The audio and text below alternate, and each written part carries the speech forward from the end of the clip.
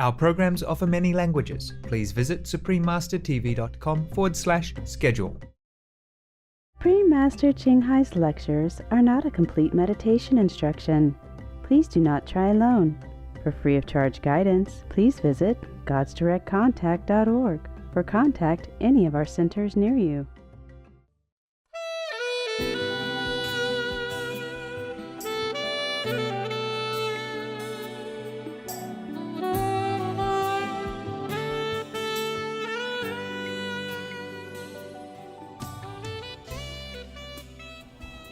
Good evening, my brothers and sisters. It is a great pleasure for me to be in your great country and in the great city of Sydney. You have taken for granted how beautiful your country is, but I appreciate probably better than you since I just came the first time. It's so beautiful and clean and friendly. I think the people of Australia are very lucky to have at least the outer paradise on earth. And should we have inner paradise as well, then we are perfect. We have the perfect condition. And we do not wish to be in any other heaven. I'm happy and grateful that you have reserved some precious time to come here, that we can get to know each other. I have not the desire to come in such a way, or I have no desire to come at all, even though I like Australia. But just the invitation, repeated request from my fellow practitioners in Australia that I have the honor to come here at all. But even then, in my heart, I have always the strong conviction that you and I are no difference. There's no distinction whatsoever between each of us. And that I have absolutely nothing to teach you except to exchange the love and all the things that God has given us.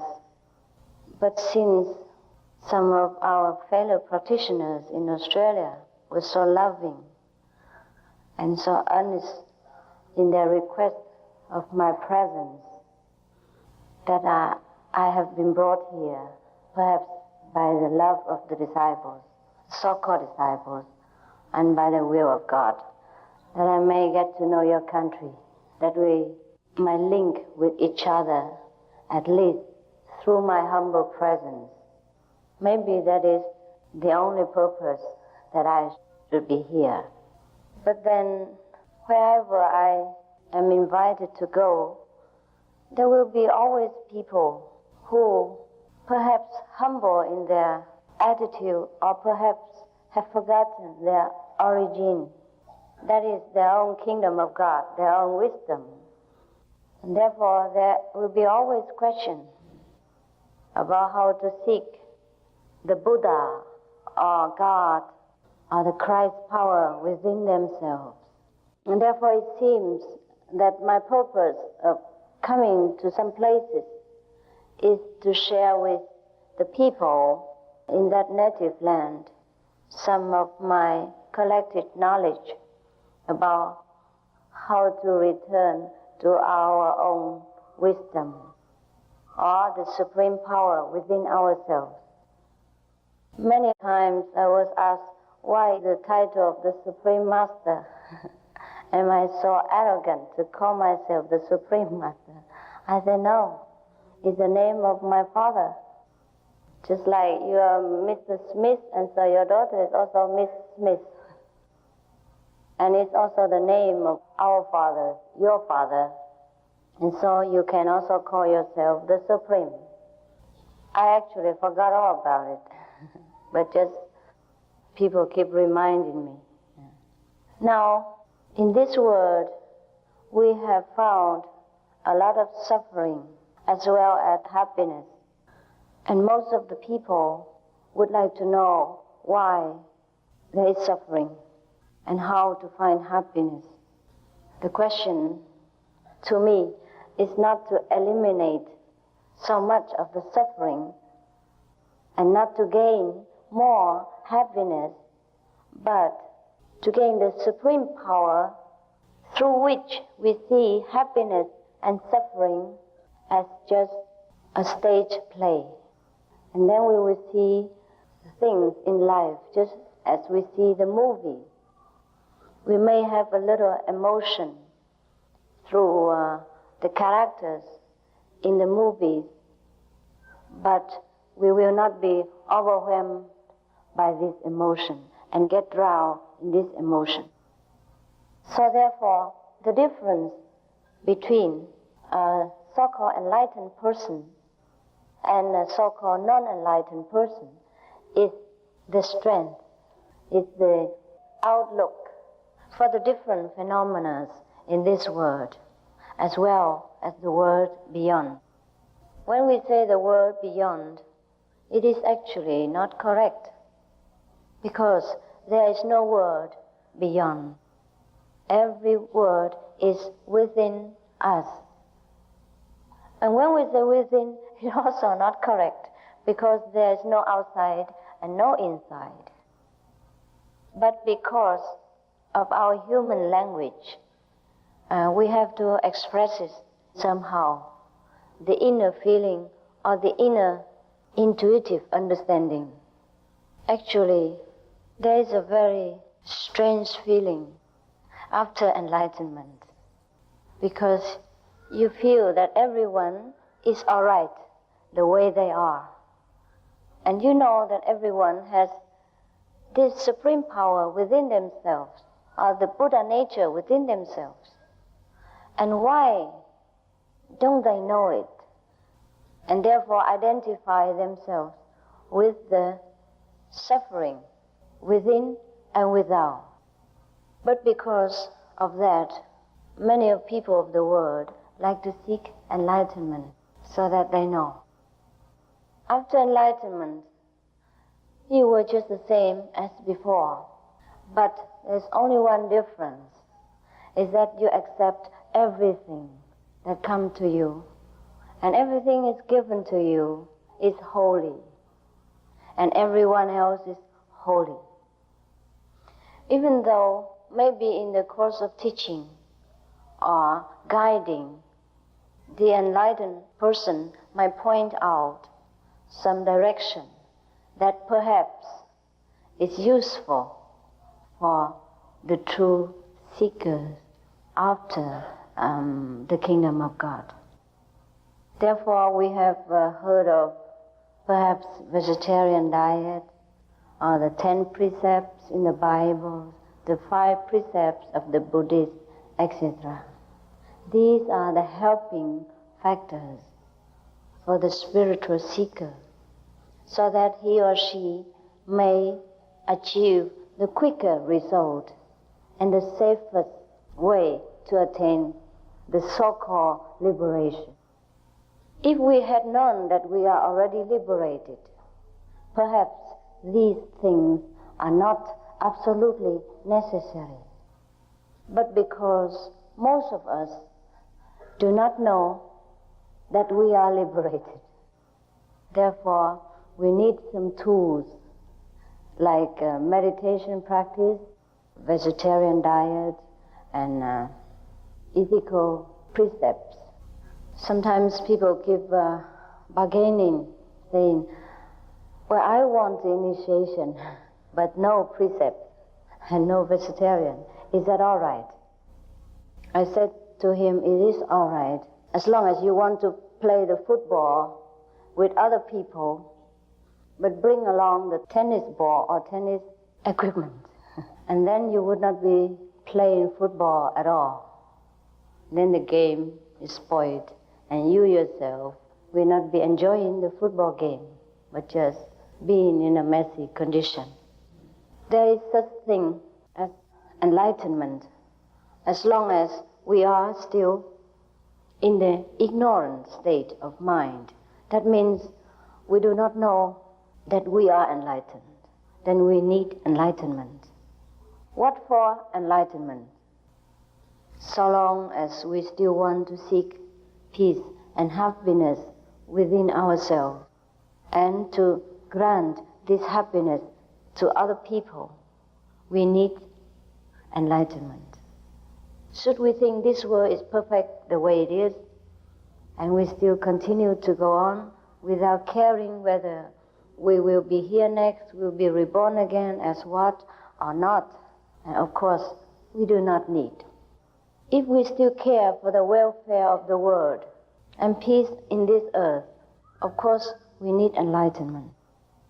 Before my so-called enlightenment, I was having a very so-called good life, very harmonious. Well, I mean, not 100%, but comparable to other harmonious life. And there was nothing that I need or desire to have, which I don't already have. But somehow, there are many things in this life, like richness, fame, health, happy marriage, friends, etc., do not seem to completely fill the emptiness within our heart. That is because we are lacking the knowledge of our own super wisdom. After we have found our own super wisdom, maybe we still continue to serve a household life, to enjoy our marriage, to raise our children, to fulfill our social obligation. But the total outlook is completely different from before. We'll be contented. The contentment that I have mentioned is not similar to the contentment that we feel after we eat a nice meal or maybe meet a good friend or having a very merry party. Because this contentment is everlasting. Whether we have a party or not, whether we are married or not married, whether we have a good position or not good position, whether we are wealthy or we are not wealthy, whether we are in good health or we are in illness. This stability of mind, this peacefulness of our own being will be achieved only if we are enlightened. The cause of all suffering is not through an external condition, but it is truly from our own attitude. Just like, for example, many Indian monks or other countries' monks, they live a very simple life. They probably live in a cave or a tent, or they just sleep wherever they can. But they are very happy and contented, and they don't ask for anything. But to an ordinary person, if he is to be forced to spend his time in such a condition, he will feel very unhappy. And he will be forever striving to gain more rich or more fame or whatever in his mind appear to be desirable. Similarly, also in spiritual practice, if we do not find the best way, the fastest way to achieve our highest enlightenment goal, then we'll be also forever desiring spiritual experiences. Not that many other methods cannot offer us enlightenment. It just probably, it takes too long, and we will be exasperated by waiting too long, and nothing happened, or it happened just too little. It couldn't satisfy our longing for God, if you call that God. What is God? Many people ask me, is that a person or is it an impersonal power? I always told them it is both. If it should appear to you as a person to satisfy your longing, then it will be that way. If not, then you will perceive through intuitive understanding what God is. We imagine God is the fulfiller of our wishes, of our promises. But that is true, even though it is too materialistic a way to express what God is. We don't find God as a person who sits there and grants us every candy or cake that we want to have. But automatically, our life will be fulfilled. But we will be fulfilled even with or without candy. That is the paradoxical way of God. Because God is our own fulfilled self, our own very self. When we attain to ourself, we will never feel lacking in any way at all. And all those so-called CD's power, mean the supernatural power of any kind, will automatically come to us. Most of the masters do not advocate supernatural power for fearing that we attach ourselves too much to the spiritual materialism. And therefore, we have not the interest and the strength enough to go further into a higher realms of realization. In India, there was a story about a king. He was a very good king and loving to his subject. Now, one day, he arranged that all his possessions, treasures, will be given to the people at large.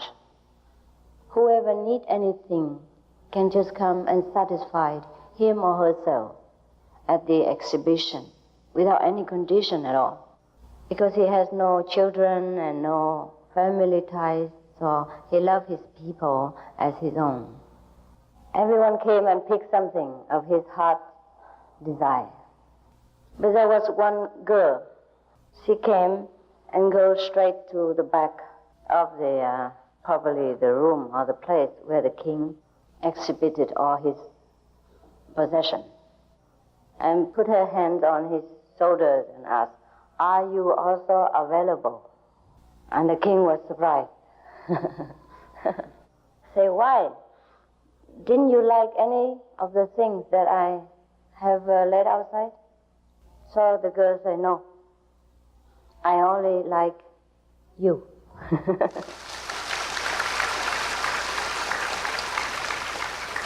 So, and then, of course, the king was very happy that somebody liked him for himself alone and not because of his treasures.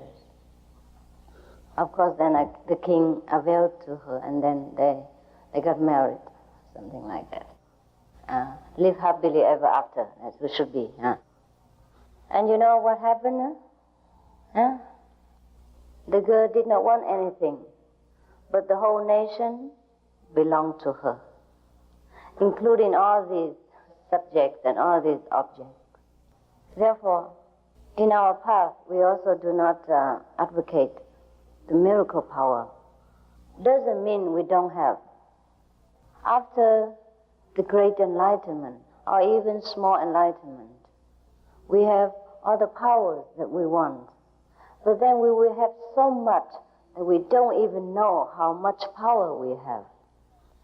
Instead of clinging to a corner of the house, we have the whole house and included that corner.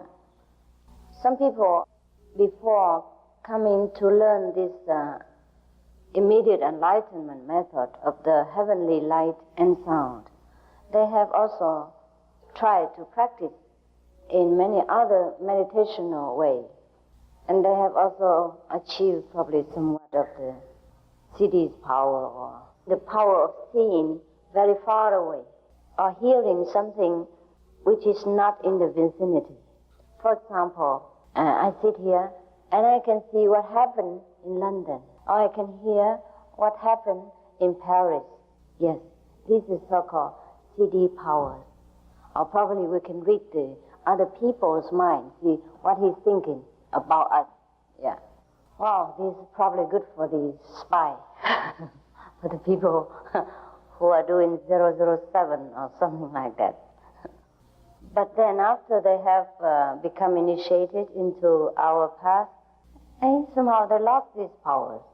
Or maybe they have seen some better things or know better knowledge that they have begged the Master to take away this city's power from them. There were two reasons for this.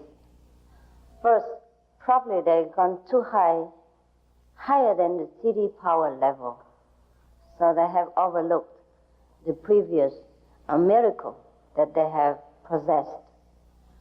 The second reason why they have not lost this power and begged the Master to take them away, it is because they probably still cling to this power somewhat in their mind. And so the Master let them have the choice to forsake it themselves or not.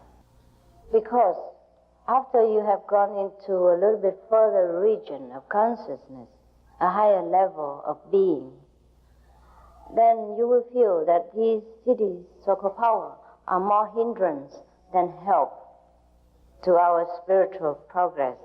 Therefore, we automatically do not want to use them. Suppose you sit here in samadhi, in a very tranquil state of mind, where you are in a super awareness of your true self, and you have no desire absolutely for heaven and earth. And then you see something happen in London, which is very gruesome, and then you can't do nothing about it. Would that make you feel comfortable? No, not really, right, you're correct. Yeah, you feel more frustrated, and then you get more upset, and you have tried to attain the state of peace of mind, and here you are, feeling very frustrated and miserable about somewhere else's condition, of which you cannot do absolutely anything at all. Or maybe you see to somebody else's heart or mind, or you see into your wife's heart and see that she's loving the neighbors and not you. And then could that be helpful when you're sitting in meditation? No. And suppose somebody bearing a lot of hatred against us, and then we have the power to penetrate his mind. That would be very uncomfortable feeling for both. Because most of the people have sometimes very uncontrollable feeling, uncontrollable emotion within themselves, which might or might not have nothing to do with them. And if we get to know all these things, it's only useless. And then we always worry about this mundane level, and we can never get into the beyond in order to merge ourselves in the greatest wisdom. There are a lot of spiritual happenings in our century, and therefore it is good for us, very good for our people in this age, to know so much about the superpower within ourselves. But sometimes it also confuses us as to follow which direction, because mostly we will be tempted by the so-called immediate result, like a miraculous power or healing ability, and seeing through the walls or walking in the space, etc. That we forgot what is the main purpose of practicing meditation or getting to know spirituality at all. It shouldn't be really. Because when we know our true self, the supreme wisdom inside, we will know everything. That, I think, is the best measurement, the best standard to judge which path we should concentrate on. Therefore, Jesus also says, "Seek you first the kingdom of God, and all other things shall be added unto you." The kingdom of God is not something that is very far away in heaven. It is here right now. And we have them all within ourselves. We only have to unlock it and use it every day. And then we will see how better a person we become, how wise, how loving, and how satisfied a person we will become. The kingdom of God is not something that is very far away in heaven. It is here right now. And we have them all within ourselves. We only have to unlock it and use it every day. And then we will see how better a person we become, how wise, how loving, and how satisfied a person we will become. Of course, the spiritual attainment is not measured in material sense or value, but it is just the frustrating inability of anyone to express a greater value of insight. We have to start somewhere. Because most of people will ask me, what is the use of practice meditation, of getting enlightenment at all? If we're not enlightened, is that all right or not? Yes, it is all right. It is very, very much all right. But look at our world. Is it absolutely all right? If the answer is no, that means we're lacking something despite all our material comfort or the scientific invention. Our world is probably all right in some part, perhaps in Australia, but not all right in many other parts. And why? It is because of lack of wisdom. It is because we cling to our small little knowledge and trying to do things to conquer the world with this little knowledge that we have. Should we have access to the whole wisdom, which is incredible, absolutely unimaginable, then we would do things in the better way. And the world would have become long ago a paradise, perhaps even better than the life we have in Australia right now. And we see even then, in the most advanced country, technologically speaking, or perhaps materially speaking, there are still a lot of uncontrollable incidents which harms humans' lives. You see, when I was on the way to you in this theater, one of my fellow practitioners in Quantum Method, she drove me in her car. And she was thanking me, I don't know why, for helping her to buy this car in just 5 minutes, whereby she searched about half a year before and couldn't buy it. Every time somebody took it away. But this time she succeeded. And she thought because she prayed to me, I said, well, it is all your spiritual merit. It had nothing to do with me, but she couldn't believe it. It's all right. Rest as it is. But I said, why did you have to buy a new car? She said, because the car was stolen. I said, what? In Australia? You got somebody stole your car? I can't believe it. I thought this economic situation in Australia is very stable. I was so shocked to hear it. But she said, it's true. They steal it sometimes. All right. Why do people steal? Even in such a very stable country where even the poor got looked after. No one going to be starved on the street, really, in Australia, right? You have social security benefit, right, for the non-employee, is that right? Yeah, should be, yes. In many countries like that, in England, France, or Germany also, you get social security money when you are temporarily out of work or without any means to support yourself while you're sick or something. It's very secured. But why do people steal, I think, steal cars and things like that? It is not only because of the car itself. It was an old car anyhow. It wasn't the car. It wasn't the desire to steal that is to blame. It was the dissatisfaction in the heart of any human who does such thing, because he is not contented to accept the way his life is or what God has meant to give him. Dissatisfaction. Why dissatisfaction? Because an unenlightened mind is a very unsatisfied mind. Even if that person who was given a better car, he might not stop there. He might want another car or next an aeroplane. It is because we are unsatisfied with ourselves. We do not know the source of all richness, of all power. So we want this and that and others, even when it's not very necessary. Why we want these things?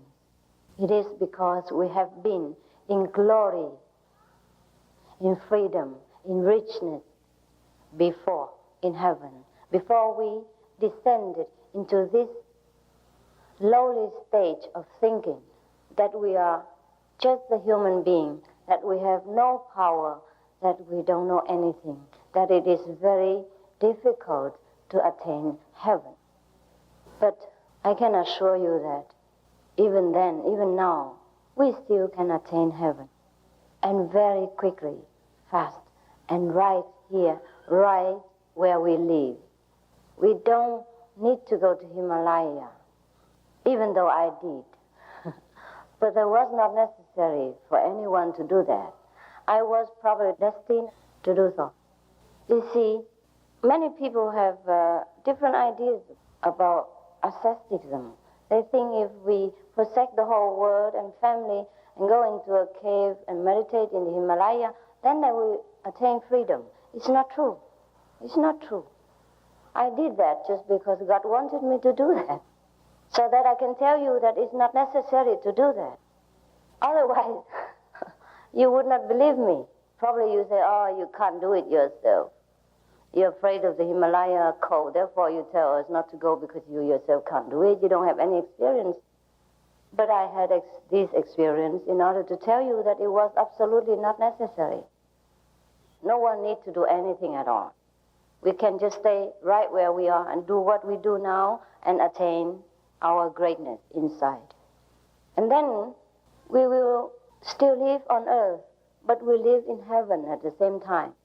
We discharge our social responsibilities, but we have no desire for the reward. And we have no attachment to the possession that we have or not have. We will have no desire for the neighbor's things, or wives or husbands. Then actually, the so-called precepts will just become very natural way of life for us, and it's not a precept anymore. These precepts are only guidelines while we were still unable to control our mind. But once we are in control of our mind, action and speech effortlessly, then these precepts are just child play. And we don't keep the precepts anymore because there's no necessity to keep them. We don't do anything that is not precepted anyhow. And even then, if we do, we know why. And we do not torment ourselves with the self-inflict guilt that was not necessary in that place, in that instant. But before we can do everything effortlessly, we must attain the state of understanding, of knowing the will of God, knowing the plan of the universe, that at which moment we should do what and why. And we have no resistance from within or without to accept life the way it is, and also to go on with our business without heavy burden, without feeling exhausted from just a few hours of work. And then, even then, if we work a few hours a day, the effectiveness would be much more than before. We put a lot of effort in and we couldn't do much. Most of the masters after enlightenment do not advocate people to leave their families, their friends, their business, to go into solitude or to become a monk and all that. It is because they have seen through that these outer things will not help us to attain the inner tranquility of mind. It is only we truly renounce from within that we truly have an everlasting desireless state. If we force ourselves too early to leave our family ties and responsibility, just like a fruit which is not yet ripened, and we forcefully take it from the tree, then it's useless. We couldn't eat it, and the fruit will not be able to last very long either. It's neither good for the fruit nor good for us. Most of our fellow practitioners in the Kuan Yin method, means the method of contacting the true heavenly light and sound, which represents our true supreme wisdom within. They are so-called laymen, laypersons. There were no monks and nuns. But their levels of attainment is incredible. And it is difficult to measure their attainment unless you talk to them or see their way of life and their enlightenment in action. Perhaps how they handle difficult situations, perhaps how they tend to their family and help in social mission at the same time, perhaps in how they deal with aggressive people lovingly, perhaps in how they discharge their duties in such a quick, witty, and effective way. Perhaps in how they look so contented and peaceful in any situation that would blow other people's temperament apart. Perhaps in these ways we may be able to perceive somewhat the difference between these practitioners and the ordinary person. Otherwise, from the outlook, it's very difficult to know. Perhaps we have read somewhere in those spiritual novels that after you've practiced some kind of meditation a long time, you became very youthful, forever young, and never die, and never sick, beautiful, more beautiful than before, etc. These probably are true in some degree, but it doesn't happen to all spiritual practitioners because they don't aim at this material manifestation of wisdom. Perhaps it helps you to be healthier because you are more carefree within your heart and you are more surrender to the will of the universe rather than taking the whole world upon your shoulder and can't do nothing about it. Just go around worrying all day and age yourself quickly. Therefore, perhaps in this sense, the practitioners look younger, more relaxed and healthy and loving and happy. But I don't think we should expect a practitioner of 80 years old turn into 18, for example, just because he practiced a heavenly presence.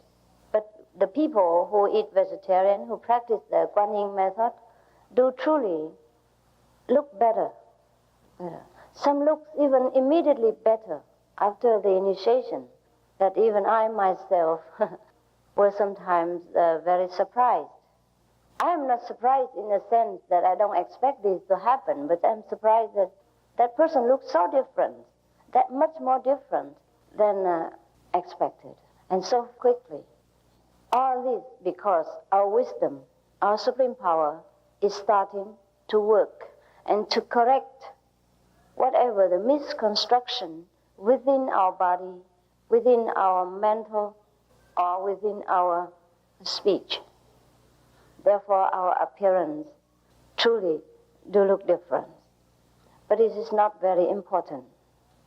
All these fairy tales truly does exist.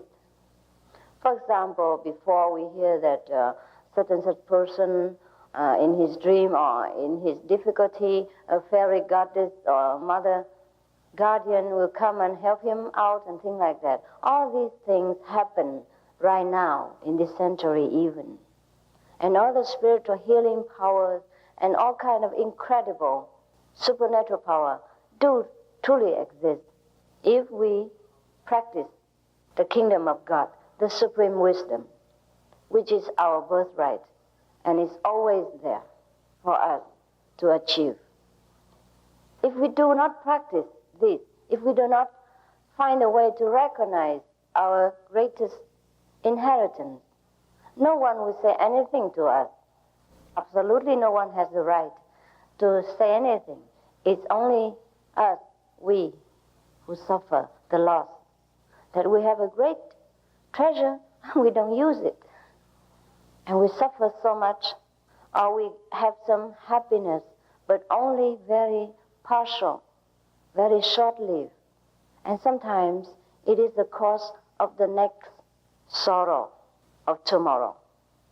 Therefore the choice is for us to wake up into our glory or to sleep in our darkness and deny in ourselves all the things that other people every day experience, which is good, which is excellent, which is incredible, which is beneficial for themselves, for their environment, for their immediate circles, and for the world at large.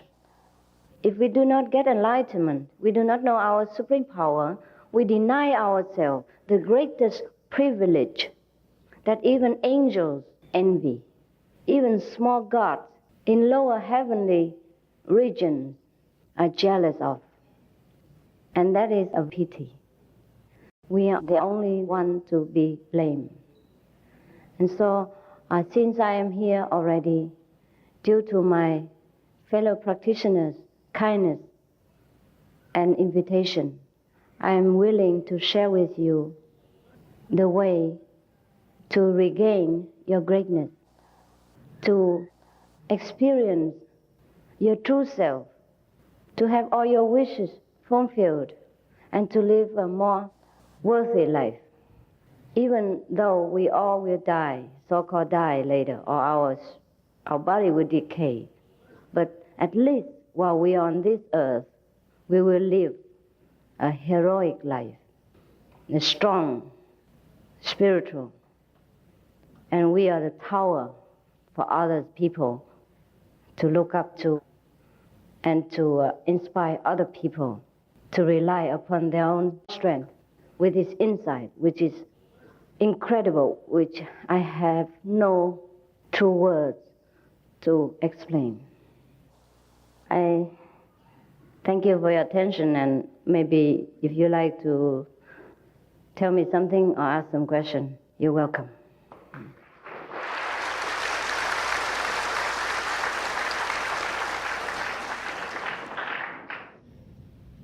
Outside you have a ball that says, when I went to sign up for enlightenment, okay, there were 5 points, and I said, oh, I can't do that because I eat meat and I drink wine. Is the mere fact, okay, that you make To keep the enlightenment state and to be faster, you better be vegetarian. My brother, it is not desirable to eat other beings' flesh. Don't you think so? Why is it desirable to kill for your body? The rules outside are only the so-called secret method for people to want to get enlightenment quickly and to preserve it.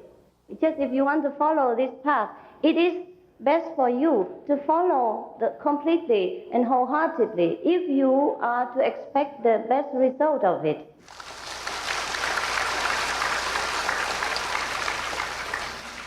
Are there more than one stage of enlightenment?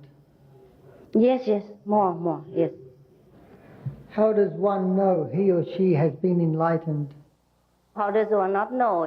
If you graduate from college, how do you know? Do you know it? Yes. When one is enlightened, can there be circumstances that would lead to non-enlightenment? No, no. When you're grown up, you're grown up.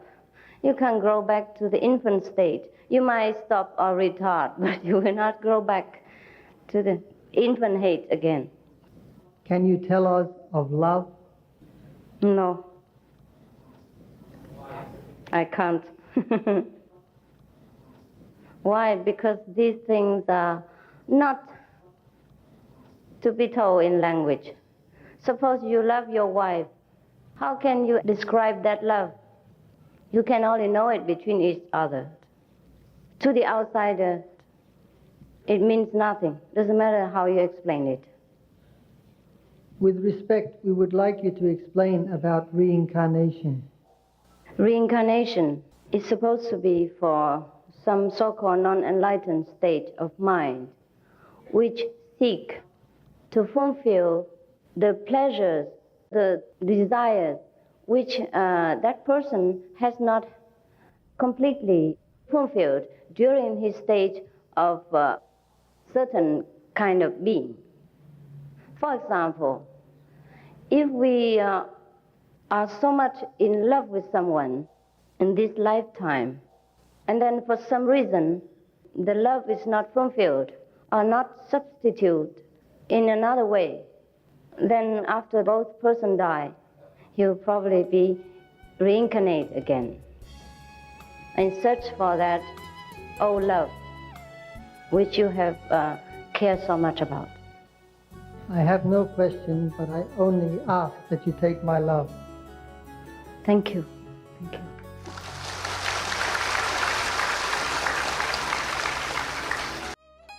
If Allah, Buddha, or Jesus were alive today, would they be greenies?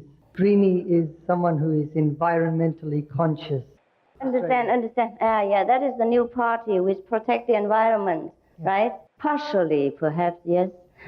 You see, we should protect the greenery as much as possible for our own benefit. But we should not become a natural worshipper, whereby every tree is worth more than human being. Yes, trees are for human beings. So in case we need them, we should preserve them as much as our space, time, and the population allows. So in that case, probably Jesus and Allah, whoever, would vote for that. I'm also a nature preserver myself, and all our practitioners are not allowed to cut trees unnecessarily. Yes, we better see to the situation, where we should preserve and when and how much. As you said, enlightenment will cause us to ignore everything, such as wealth, illness, or a higher position in society. I agree with your point of view about ignoring wealth, but how about illness? We suffer every minute. Illness causes incredible pain and misery. How can we ignore that? We just do not feel so much suffering the way we did before enlightenment. That's all. We will tend to our body as much as we can. We give it as much comfort as it needed, and we give them medical care and all that. Should we have to suffer from illnesses, our patience, our enduring power increases, and therefore the illness doesn't bother us much. I do not say we ignore it completely. It doesn't bother us that much. And even after enlightenment, many of our illnesses just disappear. It is not miracles. It is because our superpower self awaken and regulate some of the misconstructing part in our body and destroy it. So many people found themselves with no more cancer. And even though they were already put on the operating table and anesthetic needle were already admitted to them. But then the doctor found, to their amazement, that no more cancer is there. So he was pushed outside again. So we don't ignore the illness. Illness seems to ignore enlightened people. I have the need to be more spiritual towards all life. How do I react to the negativity around me? If we have a spiritual tendency, then we have more tolerance towards all things, including negative influences and also any negative outlook in life. We'll be more tolerant, more understanding, and also our positive self will radiate somewhat these healing energies, which correct somewhat the negative atmosphere. We don't need to do anything really. If we are truly spiritual, things will better themselves in some degree. And should that person come to us for advice or want to better himself also, then we will be in a position to tell him what to do or suggest what to do. You said during the course of your talk that once we were perfect but are not now. What circumstances led us to this situation? We are lost in the circus, and we enjoy so much the circus that we forgot our home. If someone come and just tap us on the shoulder and say, oh, you don't belong here, you have enough now you're hungry, you're cold, you should not stick here, go home and then have some comfort. Dear Master, there is always a fear of the unknown. How can one be certain that the Guanyin method is the right one? Of course, you don't know until you try.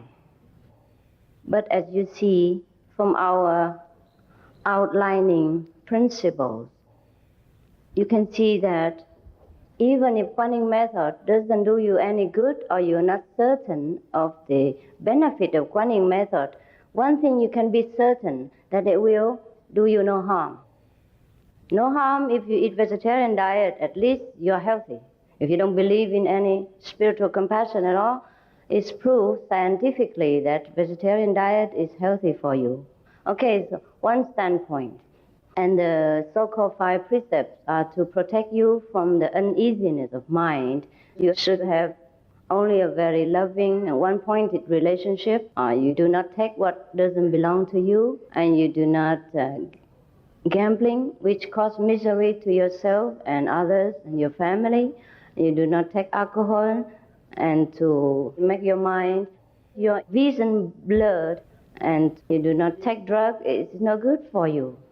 From all these very apparent so-called material guidelines, at least you know that our teaching, our method, will benefit you somewhat.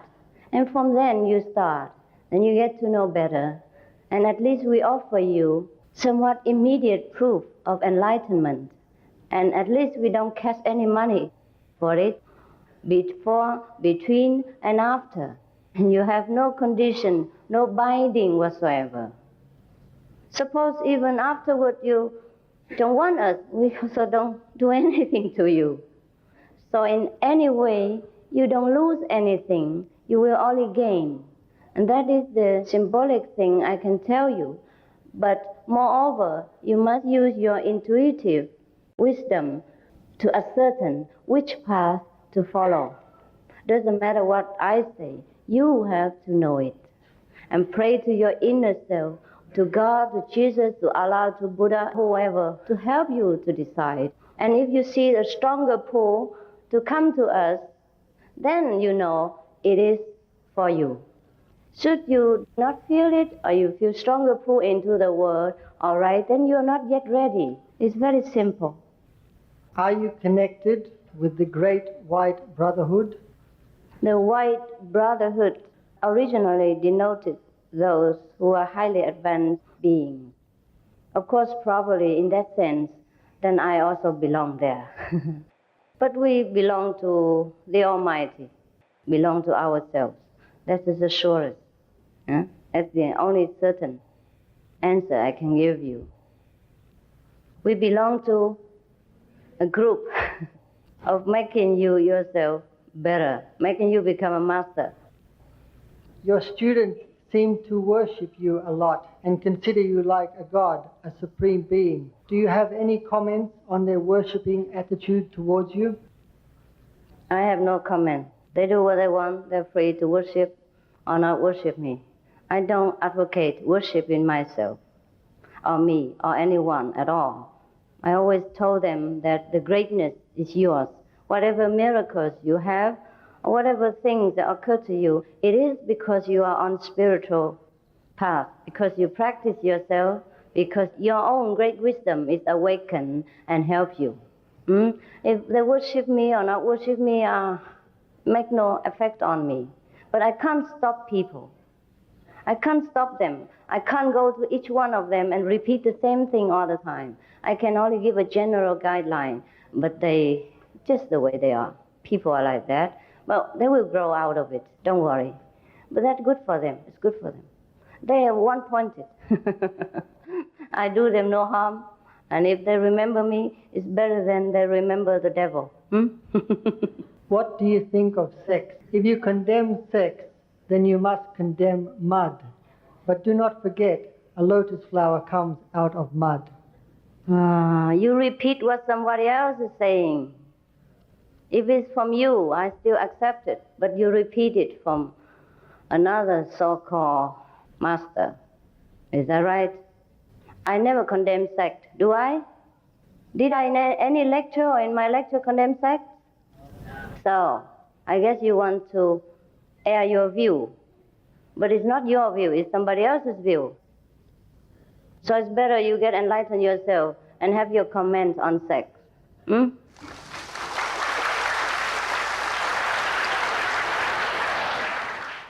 You see, I never condemn sex at all, but I do not advocate teaching or encouraging or always reminding people of sex. These things all the animals can do anyhow. What's the big deal about it? That we have to condemn or worship. I don't think we should even mention it. Never mind to make it a theme of teaching or the important topic. It's nothing important. If I condemn sex, I wouldn't be here. My parents would be dead. And the Buddha never born.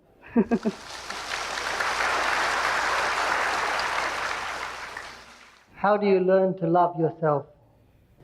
Do we need to learn this? After enlightenment, we know that we are all right. That's all I can tell you.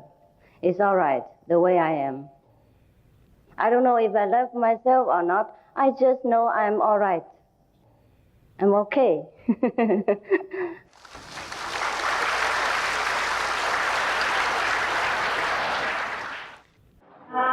I just question from your book, the sample book that I have, page 40, just a query. Now in the Bible have I found a sentence which says, animals are your food. Well, reading from the Bible, Matthew chapter 15, verse 17, Jesus said, are ye also yet without understanding? Do you not understand that whatever goes into the mouth goes into the belly and is cast out into the draught? But those things which proceed from the mouth come from the heart, and they defile the man. It's not what goes in that makes the man unclean, but what comes from his heart. And the other quick reference I'd like to turn to is from the book of Acts, which I'm sure you're familiar with. Peter, as you know, one of Jesus' greatest disciples, he said that he went into a trance and he became hungry and would have eaten. And he saw heaven opened and a certain vessel descending unto him, as it had been a great sheet knit at the four corners and let down to the earth, wherein were all manner of four-footed beasts of the earth, and wild beasts, and creeping things, and fowls of the air. And there came a voice to him, Rise, Peter, kill and eat. But Peter said, Not so, Lord, for I have never eaten anything that is common or unclean. And the voice spoke to him again the second time, What God hath cleansed, call not thou uncommon. Thank you. Yes, thank you. paragraph that you read in Matthew, it didn't mention meat at all. Probably Jesus at that time mentioned that because some of the people are so attached to whether eating pig or not eating pig. And certain food that they don't eat, but other food they can eat. So probably Jesus mentioned that. But he didn't say meat at all. A second, suppose Peter have seen all these, but in his vision only. And whatever God created with God's power through a visionary revelation, it is not real. It's not the fleshly, material flesh that God has wanted him to eat. Similarly, in Buddhist scriptures, there was a paragraph inside the Surangama Sutra. The Buddha mentioned that in the early days of my preaching, there are many monks who come from a different background and countries. They are not used to eating vegetarian food. Therefore, I manifested some so-called meat for them to eat through my power, magical power. But later on, if any monks eat meat, they are not my disciples because the meat I manifested to them is not the real meat. I guess in this sense, both the Bible and the Surangama Sutra of the Buddhists say the same thing. You see, in the Old Testament, God never mentioned that we should eat meat. He said, I create all the beautiful fruits for you in the field and all the herbs in the garden. These are your food. In the Buddhist Sutra, Buddha says, if you use the sound and the light to see me, you can't see the Buddha. But in your book, you said about the light and sound. Please tell me what difference between the light, the sound in the Buddhist Sutra and your teaching. The Buddha didn't say the light and the sound. The Buddha said if you use the apparent form, the phenomena form to worship me, or worship my phenomena form, then you could not see the Buddha. It means you could not see the Buddha nature. But he did not mean the light and sound, which is invisible to the eyes and inaudible to the flesh ear. That's the difference. These are transcendental light and sound, which will help you get wiser and more peaceful and more loving. The Buddha means if we cling to the ordinary form of the Buddha, doesn't matter how he appear on earth, or we cling to kind of idol worship, then we could never find our own Buddha nature. It doesn't mean this light and sound. Dear Master, do you think the God discrimination human or not? If yes, why do God not give everybody the same skin color, the same hair, same languages? Human will not meet any problem about language, and any discrimination on skin color maybe lead to the war and violence. Please explain this for me. God does give whatever you have just mentioned to us. But we have chosen to be in this dual stage because we like it. Should you want to be equal again, and each one look the same again in glory and beauty, then please join the heavenly hierarchy. And that's why I am here to show you how to do it, to go back to the non-discriminating state. You have the choice either to be here in this colorful dimension or to go into the dimension where is no discrimination between the sexes, between the hate, between the rich and poor, and the color of the skin, etc. You see why God gave us so much of this so-called color? Because He's very loving. Because we want whatever we want, we get it. Yeah? He also gives us other choice. Therefore, we have many choices. That's why He gives us also this kind of word and also many other kinds of words.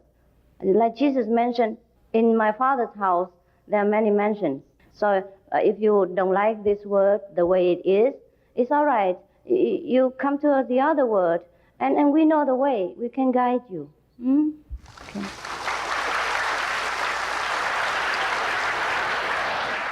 And those who do not like to go to the other world, it's all right the way you are.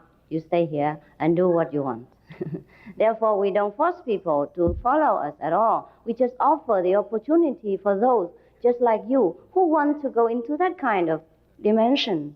Yeah, every word, every place has its regulation and rules. So if you want to abide by that rules and regulation, then you stay in that place. If not, there are other kind of regulation and rules for yourself. For example, the Vietnamese or the Chinese who immigrate to Australia, even though they still so-called Chinese or Vietnamese, they have to abide by the rule of Australian government, whether they like it or not. They should never bother to ask why driving on the left side and not the right side. In my country, I always ride the right side. Why so complicated to ride on the left side? But that's the way it is. If you want to be in Australia, you just do it, make it simple, right? Please tell me, the Buddha sound is the sound of the music or the word or the voice? This is like musical. Seems like, but it's not exactly like the music of our world. It's indescribable. It has indescribable effect on us. It's a symbol of the inner wisdom. And the more we hear it, the better we become and wiser we become. Not the voice, not the spoken word. Sometimes it can be, but it's not generally. We want a good result in meditation. Do you think we need to receive initiation from a real master for protection and introduction? If we haven't received the initiation and we meditate, what happens? You see, you have heard many people that had trouble when they tried to meditate alone without an experienced guide. It's a little bit adventuresome, but if you can do it alone, it's all right. You'll find enlightenment if you can do it alone.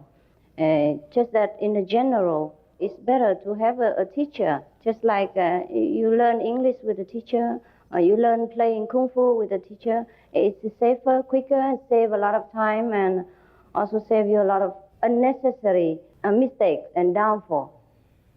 I have read through your book and your lecture, and we recognize that you didn't discriminate between this religion to another one.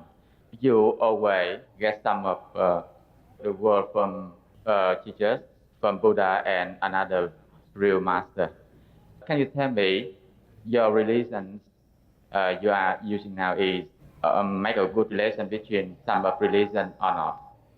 I do not advocate a particular religion anywhere because we have enough religions. And if a Buddhist should adhere strictly to the Buddhist rules and scriptures, he is a good Buddhist already.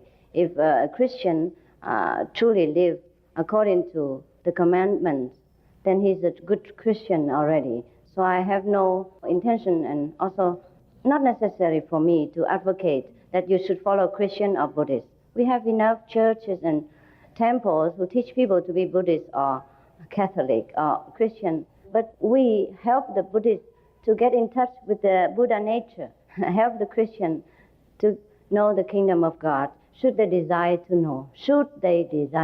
It's only an offering, an offer only, and no condition, no force, no money between, before, and after, no binding involved, and no religious background or meditational experience are required. Absolutely unconditional.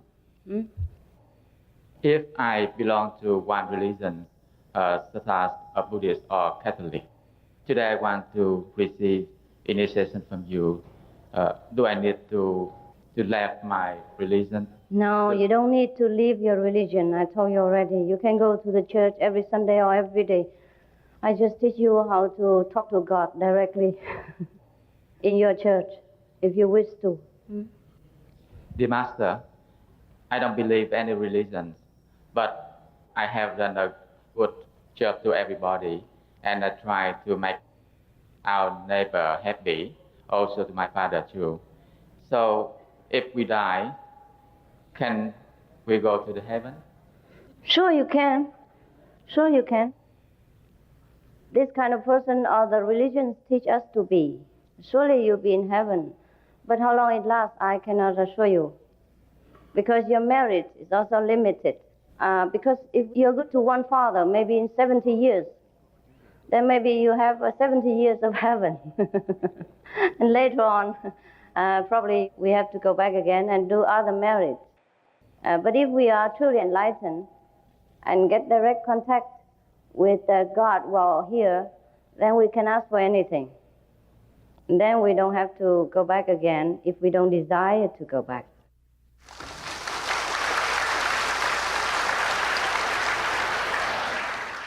Thank you for all your love and your excitement and all your questions. You love because you recognize I am yourself. You are excited because you care. You care about my lecture and what I say.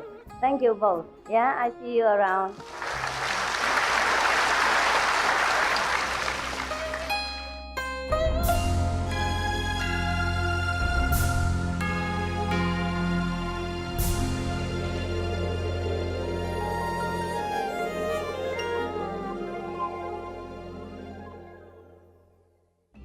Our programs offer many languages. Please visit suprememastertv.com/schedule and suprememastertv.com/WOW. Nos programmes offrent plusieurs langues. Veuillez visiter suprememastertv.com/schedule et suprememastertv.com/WOW. Nuestros programas ofrecen varios idiomas. Visiten suprememastertv.com/schedule y suprememastertv.com/WOW. 저희 방송은 다양한 언어를 제공합니다. 다음을 참고하세요. suprememastertv.com/schedule 그리고 suprememastertv.com/WOW